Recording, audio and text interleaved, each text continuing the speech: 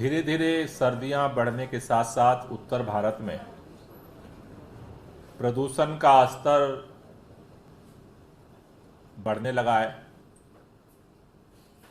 दिल्ली के अंदर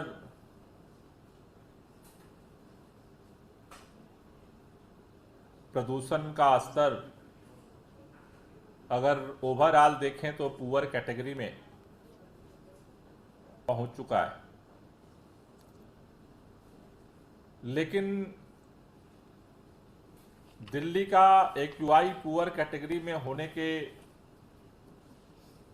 बावजूद दिल्ली के अंदर 13 ऐसे स्थान हैं जहां पर एक्यूआई का स्तर धीरे धीरे 300 के पार पहुंच चुका है। उसमें वजीरपुर, मुंडका, रोहिणी, जहांगीरपुरी, आनंद विहार, द्वारका, सेक्टर 8, बवाना, नरेला, विवेक विहार, ओखला फेज 2, पंजाबी बाग, अशोक विहार और आरके पुरम है। आज का जो एक्यूआई था वो आज सबसे ज़्यादा वजीरपुर में 381 दर्ज किया गया है। उसके बाद मुंडका में 375, रोहिणी में 362, जहांगीरपुरी में 353, आनंद विहार में 347। हम लोग पिछले 4-5 दिनों से देख रहे थे कि आनंद विहार सबसे ज़्यादा टॉप पे था। कल हमने अधिकारियों को ये निर्देश दिया था कि वहाँ पे लोकल क्या क्या सोर्सेज हैं उनको आइडेंटिफाई किया जाए, जिसकी वजह से आनंद विहार का जो पोल्यूशन का स्तर है वो नॉर्मल जो एक्यूआई है दिल्ली का उससे इतना ज़्यादा क्यों है। आनंद विहार में कल ऑपरेशन चलाया गया। उसके साथ ही साथ हमने दिल्ली के सभी 13 हॉट स्पॉट्स पे भी अधिकारियों को यह निर्देश दिया था कि वहां का क्या क्या लोकल सोर्सेज हैं जिनकी वजह से ये प्रदूषण का स्तर बढ़ रहा है, उसको भी फाइंड आउट करके आज की बैठक में रिपोर्ट सबमिट की जाए, जिसके आधार पर आगे की कार्ययोजना जो है हॉट स्पॉट के लिए स्पेशल बनाई जा सके। आज दिल्ली के अंदर जितने हॉट स्पॉट्स हैं उनके कार्ययोजना को बनाने और संचालन उनको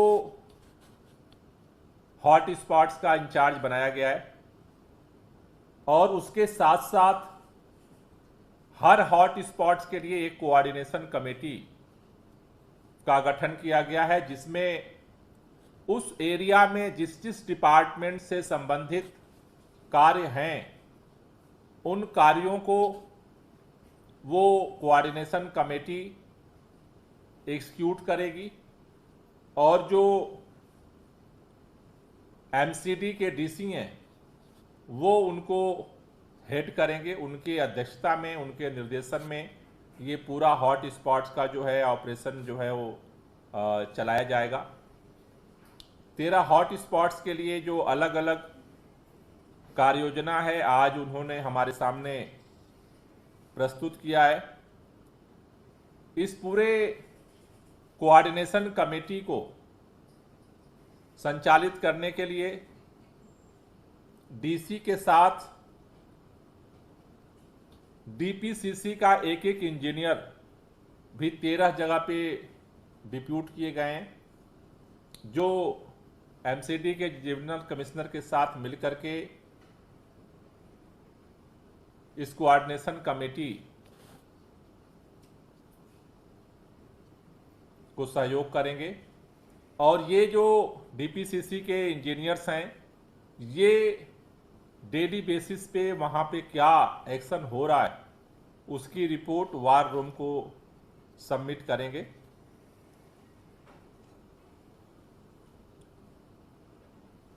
खास तौर से जो अलग अलग कार्ययोजना डिपार्टमेंट्स ने ज्वाइंटली विजिट करके जो आज हमारे सामने रखा है, उसमें आनंद विहार में जो मुख्य तौर पर जो पोल्यूशन के सोर्स आइडेंटिफाइड किए गए हैं, वो आनंद विहार बस स्टेशन के सामने रोड जो है वो क्षतिग्रस्त है।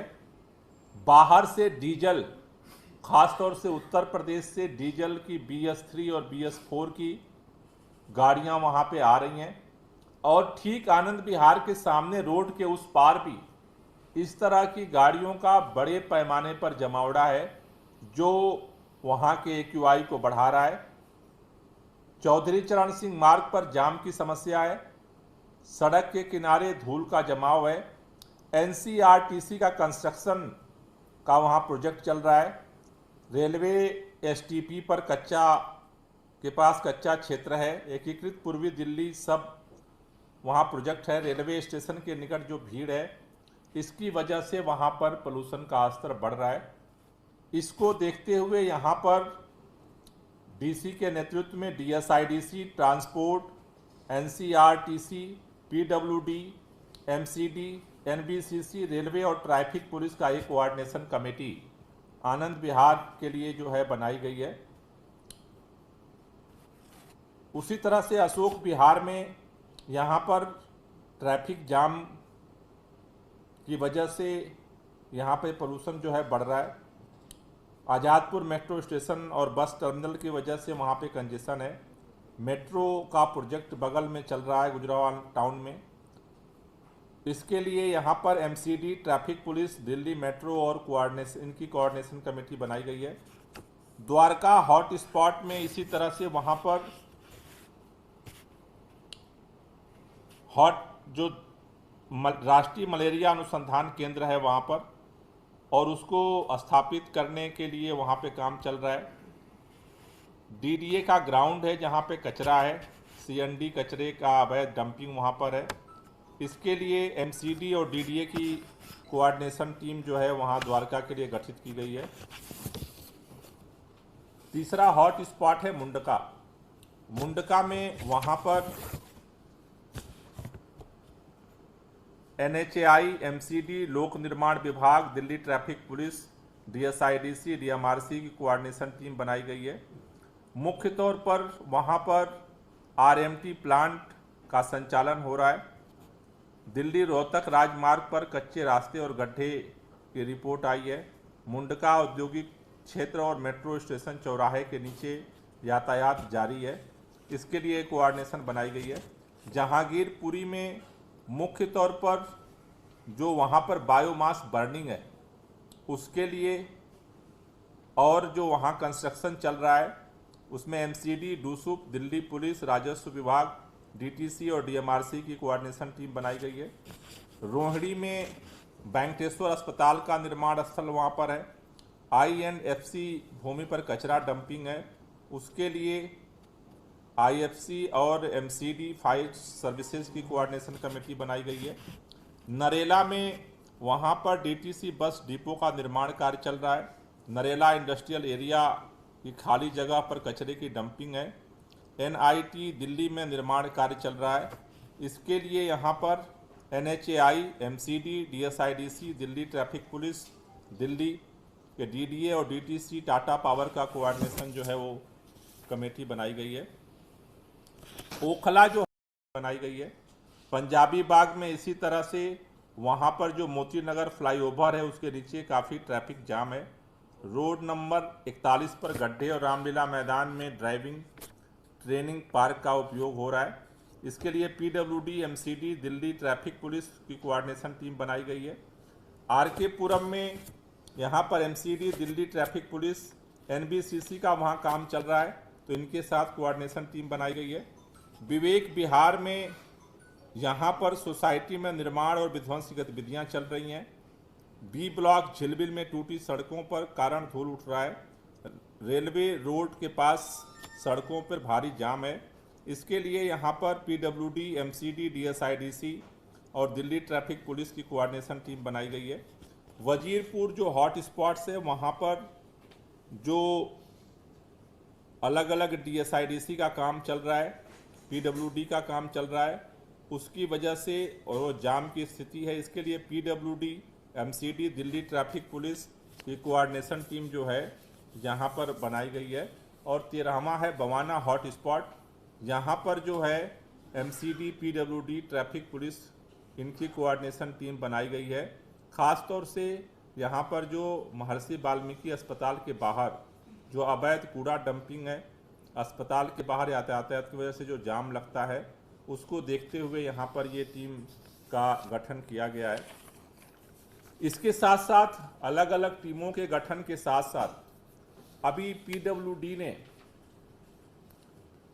इस हॉट स्पॉट्स के लिए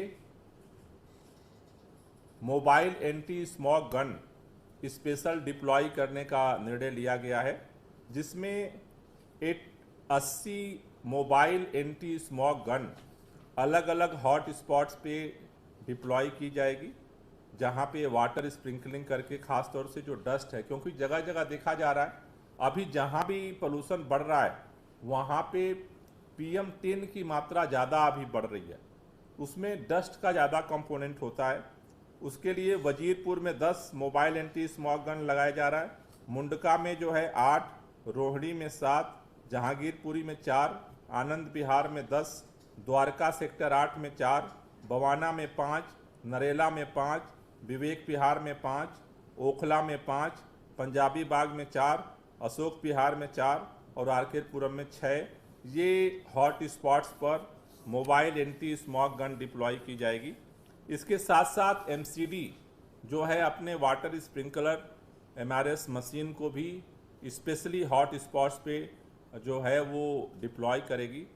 कल जो 13 हॉट स्पॉट्स हैं उनके सभी जो डीसी हैं उनको आज हमने निर्देश दिया है कि जो ये रिपोर्ट बनी है इसके इम्प्लीमेंटेशन के लिए सभी डिपार्टमेंट्स के साथ जो ये कोऑर्डिनेशन कमेटी बनी है इनका ग्राउंड विजिट कल जो है वो करेंगे और जो जो आइडेंटिफाई हुए हैं सोर्स उनको कंट्रोल करने के लिए जो है वो आगे कार्रवाई करेंगे।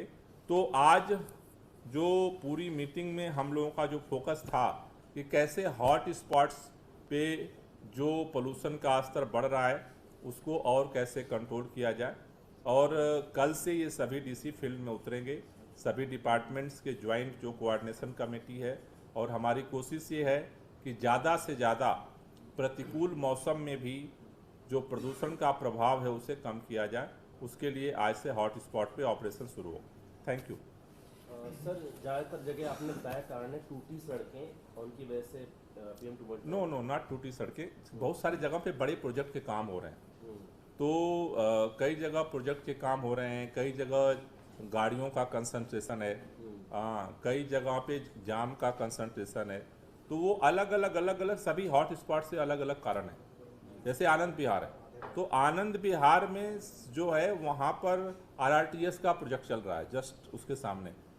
उसी तरह से सारी जो वहाँ पर मेजर जो रिपोर्ट है वो डीजल बसों की वजह से हो रहा है, वहाँ धुआं हुआ पड़ा है।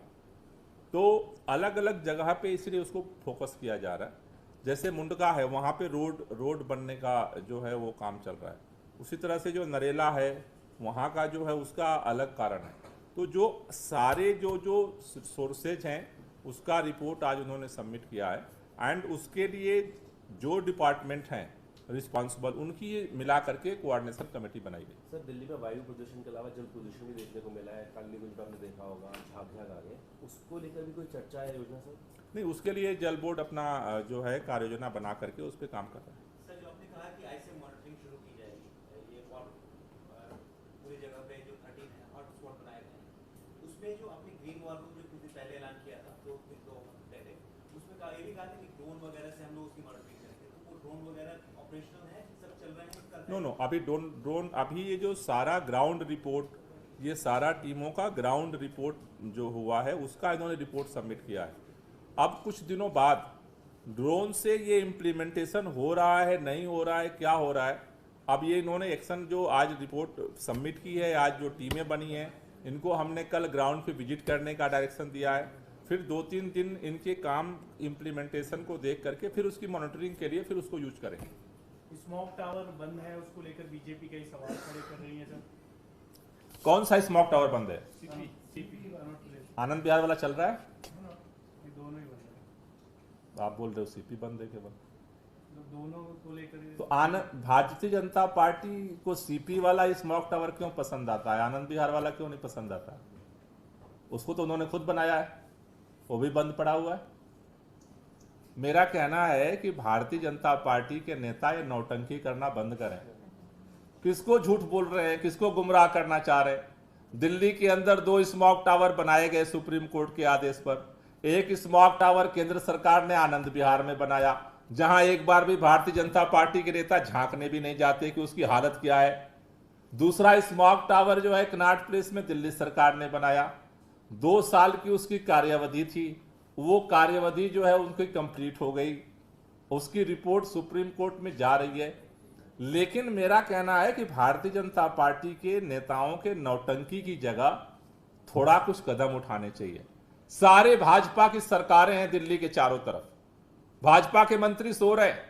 उत्तर प्रदेश का पर्यावरण मंत्री कहां है किसी को नहीं पता, राजस्थान का पर्यावरण मंत्री साहब क्या कर रहे हैं किसी को नहीं पता, हरियाणा के पर्यावरण मंत्री क्या कर रहे हैं किसी को नहीं पता, केंद्र सरकार के पर्यावरण मंत्री कहां हैं किसी को नहीं पता।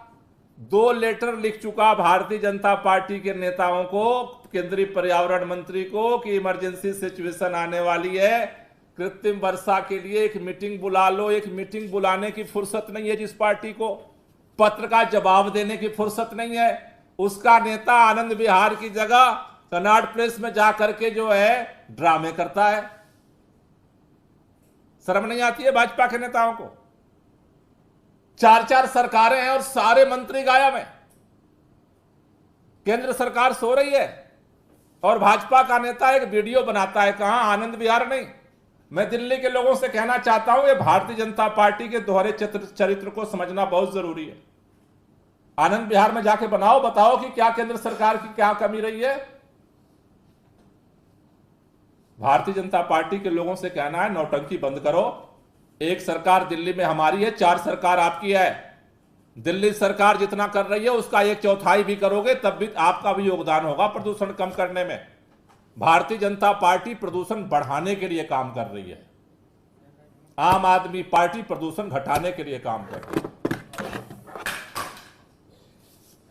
सर, ये धूल की मात्रा प्रदूषण में ज़्यादा है, अभी मान है, और 7 तारीख से जो है धूल होती है, 10 दिन के लगभग हो गया। तो क्या कोई एक सूची हम लोग को मिल सकती है कितने कार्रवाई हुई और क्या क्या कार्रवाई? हाँ, मिल जाएगी, वो पूरी सूची आपको कल दे देंगे। वो तो डेली की रिपोर्ट आ रही है, कल आपको पूरी सूची दे देंगे। अभी कहाँ कहाँ कितनी कार्रवाई हुई है पूरी सूची मिल जाएगी। कोई सर इसका कहते हैं कि इफेक्ट इसका पहली बात देखो, मैं आपको बताना चाहता हूं कि इस समय प्रदूषण बढ़ता क्यों है। 14 तारीख से पहले प्रदूषण कम क्यों था और 14 तारीख के बाद प्रदूषण बढ़ क्यों गया? क्या दिल्ली के अंदर अचानक कोई नए पार्टिकुलेट मैटर उत्सर्जित होने लगे? नहीं। सर्दियों में 3 नए फैक्टर पैदा होते हैं, वो मौसम के प्रतिकूलता के। पहला, बारिश बंद हो जाती है, हवा की रफ्तार कम हो जाती है और टेम्परेचर डाउन जाता है। तो जो पार्टिकुलेट मैटर, जो प्रदूषण के कण पहले भी मौजूद थे वायुमंडल में, वो डिस्पर्स हो जाते थे, वो अब नीचे आ रहे हैं। अब ऐसे में हमारे पास क्या तरीका है? हमारे पास जो तरीका है वो तरीका है कि जो सोर्सेज हैं उनको कम किया जाए। जैसे कि अगर चाय आप पीते हो और शुगर के मरीज हो गए और चाय पीना ही है तो चीनी नहीं डालनी पड़ती है। उसी तरह से जो डस्ट है, अगर मान लो कि कोई कार्रवाई ना हो, डस्ट का ऐसे ही चलता रहे तो पोल्यूशन और बढ़ जाएगा। गाड़ियों पे ना नियंत्रण किया जाए तो और बढ़ जाएगा। बायोमास बर्निंग वैसे ही होती रहे तो और बढ़ेगा। तो हमारे हाथ में क्या है कि जो सोर्सेज है उनको कम करो। मौसम तो हमारे अनुरूप नहीं चलेगा। इसलिए ये सारे अभियान चलाए जा रहे हैं, चाहे दिल्ली सरकार चला रही है, चाहे CAQM के आधार पर ग्रैब के नियम बनाए गए हैं, उनका सबका टारगेट है कि सोर्सेज को रिड्यूस करो। सर इसी से जुड़ा हुआ एक सवाल यह है कि जैसे पिछले साल जो है जो दिल्ली में जो पराली जलाने की जो घटना थी वो 0 था, काफी जगहों पे थी, लेकिन इस बार अभी इंक्वायरी करा लिया है, वो सारे सातों हरियाणा के बॉर्डर पे वो घटनाएं हुई हैं। तो वहां पे हमने स्पेशल जो है टीम लगा दी है कि वहां बॉर्डर के लोग जो है ना, वो बॉर्डर के लोगों को, वो कुछ खेत कुछ उधर है कुछ इधर है, तो वो देखा देखी उन्होंने वो काम कर लिया। तो वहां हमने वो बॉर्डर पे भी स्पेशल टीम लगा दी है दिल्ली के अंदर। वहां हमने सूचना भी दिलवा दी कि भाई बायो डिकम्पोजर का दिल्ली में तो हम निःशुल्क छिड़काव कर रहे हैं, हरियाणा में नहीं हो रहा है, लेकिन यहाँ तो आपके पास सुविधा है, तो सामने वाले किसान को देख करके आपको जलाने की जरूरत नहीं है। सर इसमें फार्म फायर कितना बड़ा कंट्रीब्यूटर है? जो स्पाइक दिख रहा है ऑलमोस्ट वेरी पुअर कैटेगरी में जा चुका है दिल्ली, 293 पे है। तो आपको क्या लग रहा है जो पिछले 2 हफ्ते में पंजाब, हरियाणा, बाकी राज्यों में फार्म फायर्स आए हैं सैटेलाइट इमेजेस के हिसाब से, उसकी वजह से हो रहा है? देखिए अभी इसका कोई अभी साइंटिफिक रिपोर्ट तो नहीं आई है, लेकिन जो सामान्य जो अध्ययन है कि नॉर्थ इंडिया के 250 किलोमीटर के एयर शेड में कोई भी गतिविधि होती है, उन गतिविधियों का इंपैक्ट दिल्ली के पोल्यूशन पे पड़ता है। अब जो गतिविधियां हैं उनमें मुख्य तौर पर 3 है, एक डस्ट पोल्यूशन है, दूसरा व्हीकल पोल्यूशन है और तीसरा बायोमास बर्निंग है। तो बायोमास बर्निंग में ये जो पराली जलना उसी कैटेगरी में आता है। अब धीरे धीरे आगे वो खतरा और बढ़ेगा, क्योंकि ये खतरा बढ़ता है विंड स्पीड और डायरेक्शंस को लेकर के। जब अभी आगामी दिनों में, चूंकि अभी कहाँ हो रहा है, दिल्ली में जो पोल्यूशन हो रहा है वहां पर जो पास के जो गतिविधियां हो रही है उसका इंपैक्ट आ रहा है, लेकिन आगामी दिनों में पिछले ट्रेंड को अगर देखें तो विंड डायरेक्शन नॉर्थ वेस्ट में जाएगा। जब नॉर्थ वेस्ट में जाता है, नॉर्थ वेस्ट से जब हवा आनी शुरू होती है तो वो बहुत दूर तक का बायोमास बर्निंग का जो पोल्यूशन है वो लेकर के यहां तक आती है। तो अभी मेरे ख्याल से अभी कोई साइंटिफिक रिपोर्ट तो नहीं आई है, लेकिन वो खतरा अभी भी मौजूद है। इसीलिए मेरा बार बार निवेदन है, पहले दिन से मेरा मानना है कि ये समस्या संयुक्त है, समाधान के लिए सबको सक्रिय होना पड़ेगा। और खास तौर से भारतीय जनता पार्टी के नेताओं से मेरी अपील है कि नौटंकी बंद करो। 4 सरकार है तुम्हारी, 1/4 तो काम कर लो।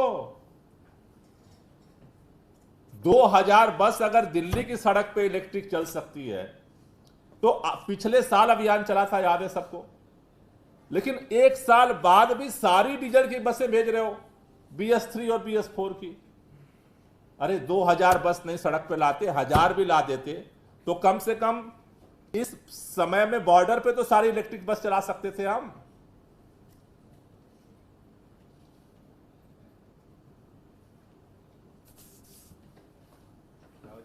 Thank you.